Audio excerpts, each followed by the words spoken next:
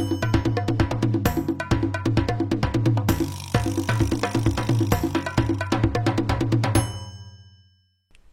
bonjour à tous, ça c'est la rentrée, on va se remettre donc au travail et je vous propose un nouveau tuto Photoshop où nous allons créer un fichier qui nous permettra dans un premier temps déjà de transformer une image en dessin crayonné, mais au travers des calques dynamiques, ce que je vous laisserai en téléchargement vous permettra d'un simple clic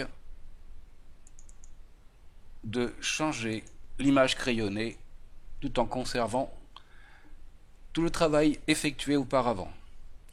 Donc l'intérêt de ce tuto, hormis le fait de faire un effet crayonné, c'est d'aborder les objets dynamiques et de voir tout le bénéfice que ceci apporte pour pouvoir à chaque fois créer quelque chose sans avoir à le recommencer entièrement.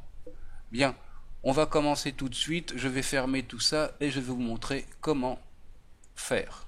Bien, je vais créer un nouveau dossier, donc je vais prendre une taille de 1280 par 720 puisque vous savez que je fais principalement du Photoshop pour de la vidéo, mais bien entendu vous pouvez faire la même chose avec tout un tas de formats différents. Pensez seulement que si vous faites un format pour l'impression, de mettre une résolution minimale de 300 pixels pouces.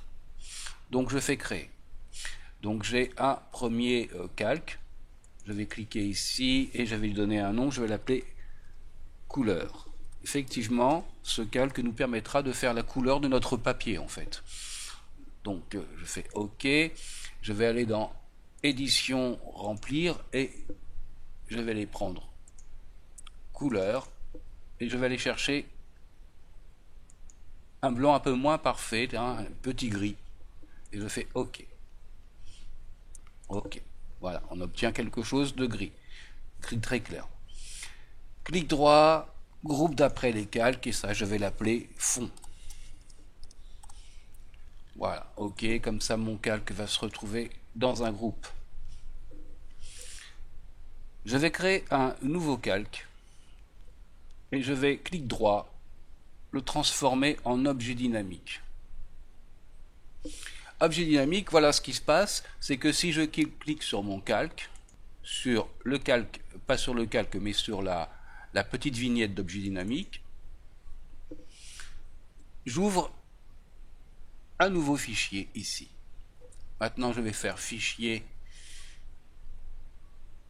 importer et incorporer. Je vais aller chercher une image et je fais importer. Voilà, je valide. Maintenant je vais faire CTRL S. Alors CTRL S, c'est la même chose que fichier enregistré. Et je vais retourner dans mon premier dossier. Voilà. Je vais copier ce calque, CTRL J. Le premier, je vais descendre la copie. Le premier ici, je vais mettre une opacité à 0. Et je vais mettre le fond également à 0. Voilà. En fait, ce calque-là nous servira, en double-cliquant ici sur l'image, de retourner dans le fichier qui nous permettra de changer l'image. Bien, maintenant on va s'occuper de notre crayonnage. Donc ici je clique et je vais faire image, réglage, noir et blanc. Je réponds OK. Et vous voyez que comme je suis sur un calque dynamique, j'ai donc des filtres dynamiques que je peux enlever ou modifier. Voilà. Bien. Nous allons y ajouter un masque. On va faire édition, remplir ou majuscule plus F5. Et je vais remplir de noir mon masque. OK. Comme ceci, plus rien n'apparaît. Je suis donc là maintenant sur le masque. Je vais prendre une brosse. Je vous laisserai quelques brosses. Ici, vous voyez que j'ai des brosses de crayon avec une taille.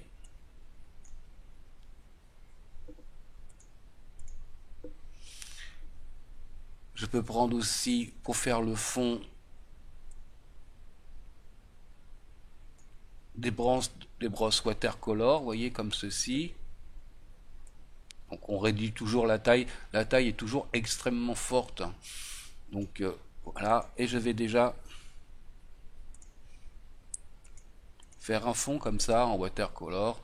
On peut un peu bouger l'opacité. On peut changer l'orientation comme ceci.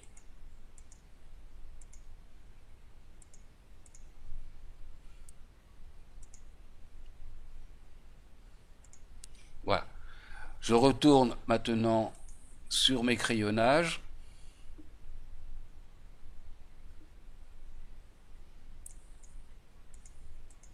Alors je vous le fais à la rapide, hein. Bien entendu, vous pourrez choisir le type de brosse qui vous intéresse.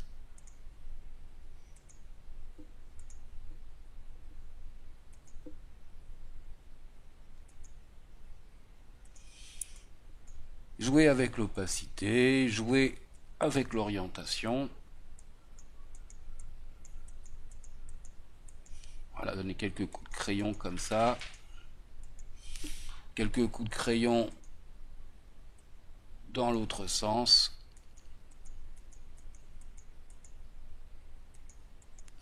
Voilà, on va dire que notre dessin, voilà, je ne vais pas m'apesantir là-dessus, vous ferez en fonction des brosses et de votre inspiration le crayonnage que vous voulez faire.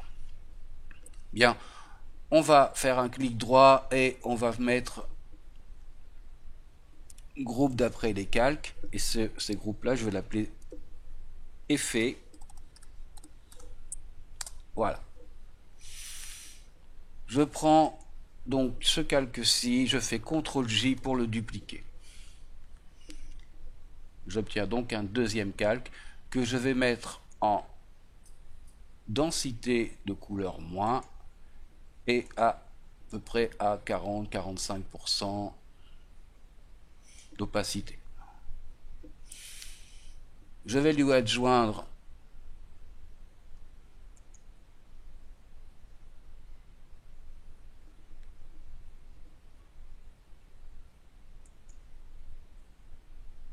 une inversion en faisant donc image, réglage négatif, et on va aller chercher un autre filtre qui s'appelle, alors filtre, on va aller dans les divers, on va aller dans minimum et on va faire OK. Parfait. CTRL-J, je leur duplique encore une fois, je vais enlever minimum et inversion, je vais le mettre en incrustation et je vais aller chercher le filtre dans la galerie de filtres, photocopie, alors détail 14, obscurcissement 7, c'est ce que je vais prendre, mais en fonction de l'image que vous voulez faire, vous pourrez changer ces données. OK, et vous pourrez toujours y revenir en allant ici. Dans les filtres dynamiques, si je reclique sur galerie de filtres, je retourne sur mon filtre.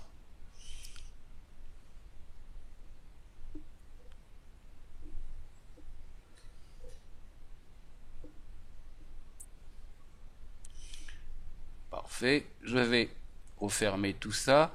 Je vais leur adjoindre un niveau, comme ceci. CTRL-ALT pour ne concerner que les faits, et je peux jouer avec les niveaux pour obscurcir un petit peu mon dessin. Comme ceci. Voilà. Je pourrais jouer ainsi, en fonction de mon image, sur le côté foncé ou moins foncé de mon image. OK. Je peux aussi maintenant aller chercher, je vous le mettrai en téléchargement une texture, donc je vais faire fichier, importer et incorporer, et je vais aller chercher la texture ici, importer.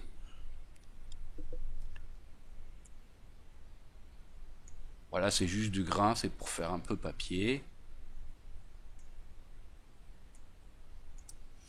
Je valide, je la place en dessous.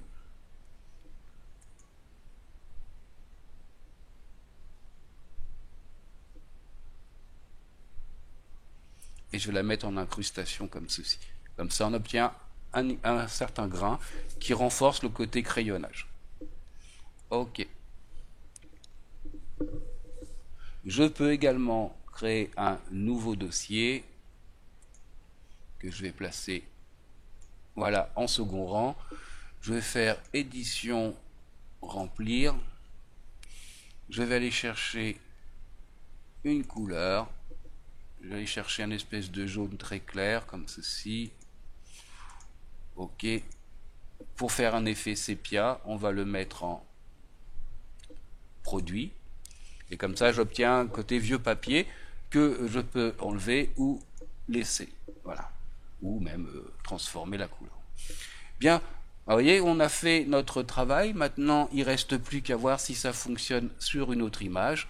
Je vais donc aller dans Calque ici, là, sur la vignette. Je double-clique. Je vais créer un nouveau dossier, enfin un nouveau calque. Je vais faire Fichier, importer et incorporer. Je vais aller chercher une autre image. Je vais prendre les éléphants par exemple. Voilà. Je vais bien sûr enlever l'œil sur celle-ci. Faire édition, enregistrer ou CTRL plus S. Et quand je retourne dans mon dossier premier, eh bien, j'ai crayonné une autre image. Voilà. Bien entendu, je peux revenir sur mes effets ici, par exemple, comme dans le premier masque, et puis ramener de la matière pour que on puisse voir tous les éléphants .